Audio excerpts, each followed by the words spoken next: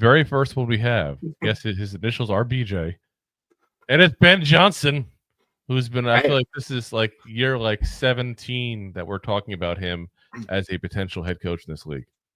He's been ever since he's basically been a head offensive coordinator for the Lions here. He's been talked about as a potential guy to be a head coach.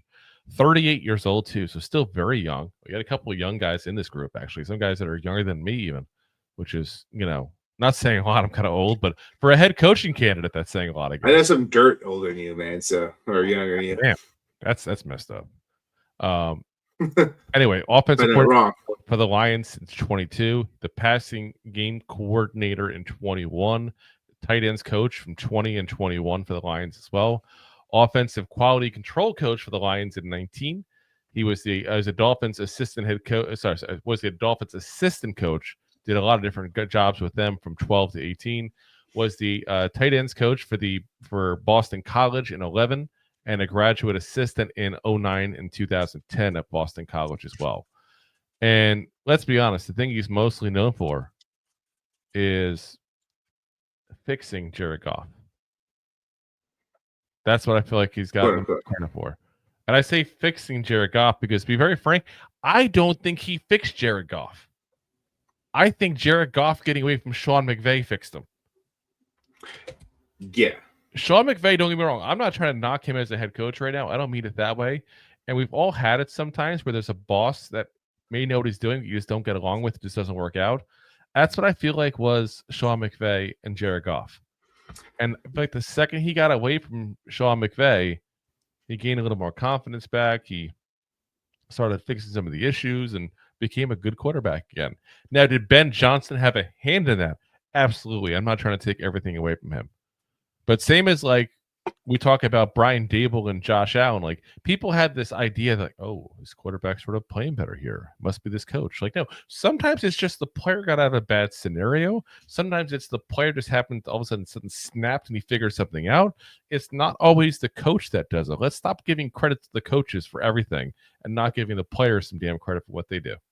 Yeah, listen, the players are actually the one throwing the ball. They're actually the one making the decisions. Usually. On the field. Like, and usually, like, so, I mean, there's definitely public quarterbacks. There's definitely, quarterbacks that just fit systems, and that's what they do. Like, look at you, Matt Castle.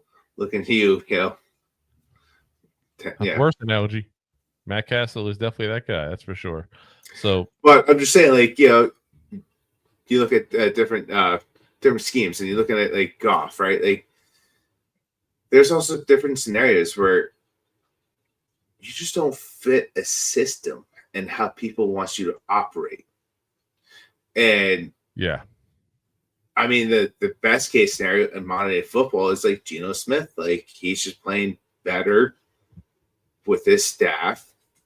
He still got the talent. Like, it was there. He was making terrible decisions 10 years prior to going to Seattle, but like, he's making good decisions. Or better yet, of recent memory, like, look at the Chargers, who had Drew Brees on their roster, who no one recalls as a Charger, but had a great career as a New York, yeah, as a Saints. New York Giant.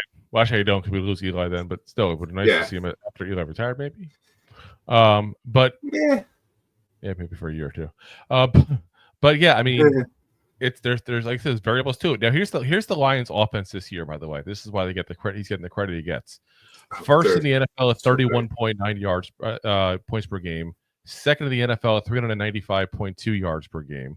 They are fourth in the NFL in third down conversion. They are sixth in the NFL at red zone scoring. Eighth at yards per carry. Fourth at rushing yards per game. They are first in the league at yards per pass, fifth in passing yards per game, while, by the way, 27th in the league in number of passes thrown per game. That's pretty damn amazing, that stat right there, Yeah, deep ball. So, yeah, like I said, this is an offense that is basically clicking on every goddamn cylinder. And I'm not going to say it's not Ben Johnson.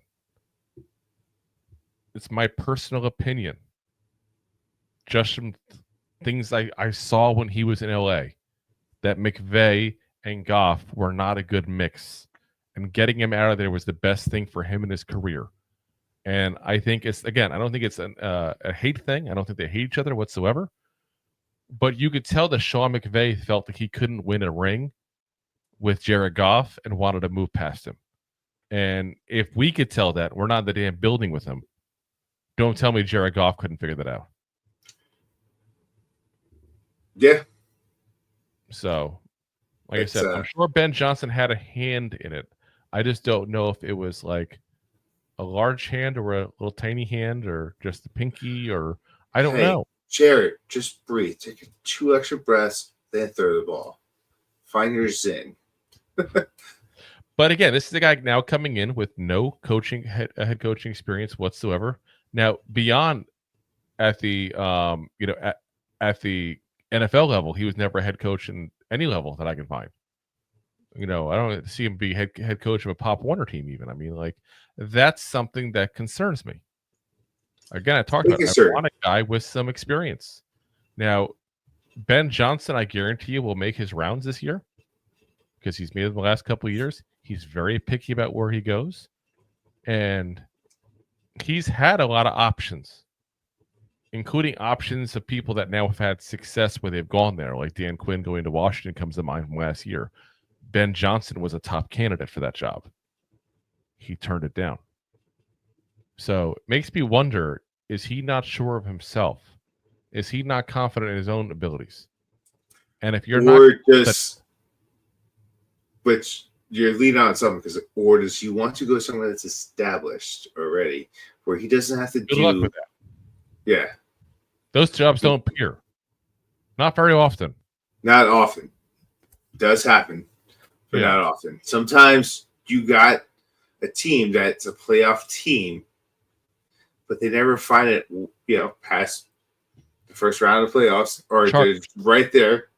Yeah. You pick up a job like that. Example. Yeah. And you get yourself a job like that. That's like, he could be waiting for something like that. Yeah. They don't happen all the time. Sometimes you just got to take your shot, especially when you have a shot for a place that's got a quarterback coming at the draft. It's going to be a top quality guy that you're going to have a say in who you pick. That's why Washington was honestly the place for him to go last year. He should have gone there probably. He might not get another chance to do something like that again. We'll find out. If you like that clip, then you will love the full episodes too. Find us on your favorite podcast app and look for us on all your favorite social media platforms. Thanks so much. Please, I'm begging you.